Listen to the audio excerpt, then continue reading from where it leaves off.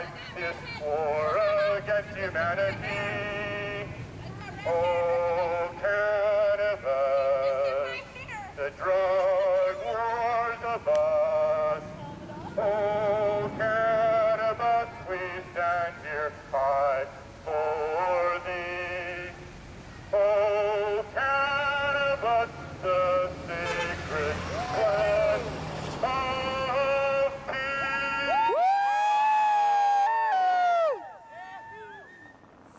Thanks all you guys for being here. This is the third annual trip through for the Freedom Tour.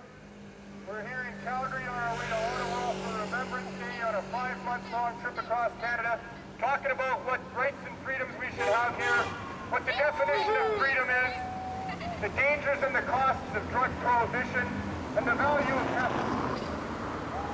We deserve to be free as human beings here. In Canada, our forefathers went to war to fight for our freedoms. In Canada, the definition of freedom is the right to do or not do whatever you would like to do or don't want to do, without any government interference, prohibition, or coercion, unless you interfere unreasonably with someone else. Our public servants, paid for by us, are there to protect those rights and that freedom that we're supposed to enjoy here. Instead, they've been co-opted over years and decades of successful lobbying by corporate interests, to the point where our public servants are now private servants of the corporations. They are no longer protecting our rights and our freedoms. They are serving the interests of their corporate friends and trying to enslave us into be consumers and producers for them. The drug prohibition is exactly that. It is a protection racket for corporate drugs. And in the case of cannabis, which is the main focus of drug prohibition, it's a lot more than that. The prohibition of cannabis is the prohibition of hemp. And hemp is the best source of textiles on the planet. It's the best source of nutrition on the planet. It is the best source of fuel on the planet. 10 times more efficient than corn. It grows in marginalized soil. It doesn't need pesticides or fertilizers. Very little water. It's just turning photons into biomass that we can take back and use for all manner of things. It is the prohibition of cannabis that keeps our farmers from being rich in Canada. In Canada, the farming industry generated $1 trillion in profits last year, and our farmers made none of it. Our farmers went farther into debt. They went into debt to Monsanto and other big corporate interests that have enslaved our farmers into producing for them and consuming their products for their production of our food.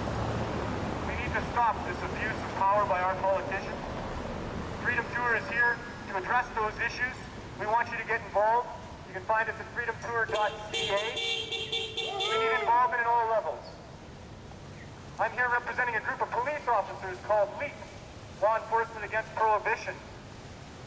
Over 10,000 law enforcement career professionals have gotten together to talk about the harms being caused by prohibition in our society. The prohibition of drugs causes gangs. It's not the drugs that cause the gangs, it's the prohibition that caused the gangs. Our young people are being enticed and lured into a life of crime because our governments refuse to regulate these substances in ways that make sense. Adults deserve the right to make their own choices. If there's consequences with the use of certain substances, those consequences will dictate future choices. Prohibition of drugs increases the demand and the abuse for drugs. It fuels and creates an organized criminal black market.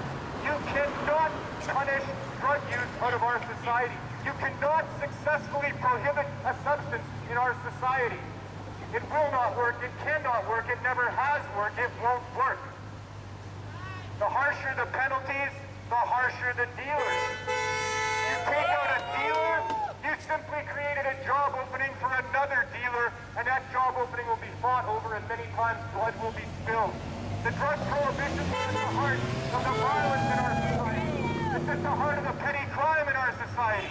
It's at the heart of the environmental destruction of our society. It's at the heart of the economic destruction of our society. It is the root of most of the problems here. Believe it or not, it's not about getting high.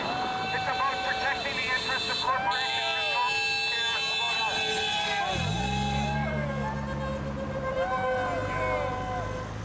So write letters, talk to your neighbors, phone people, talk about these issues. Freedom is important. The next generation must be free to live their lives as they choose. They must be free from all sorts of discrimination. They must be free from sexual discrimination, from racial discrimination, from discrimination for handicapped people, from discrimination from people who decide to use plant medicines instead of pharmaceutical medicines. These stigmas must stop. We must be free and tolerant. We must limit our government's powers.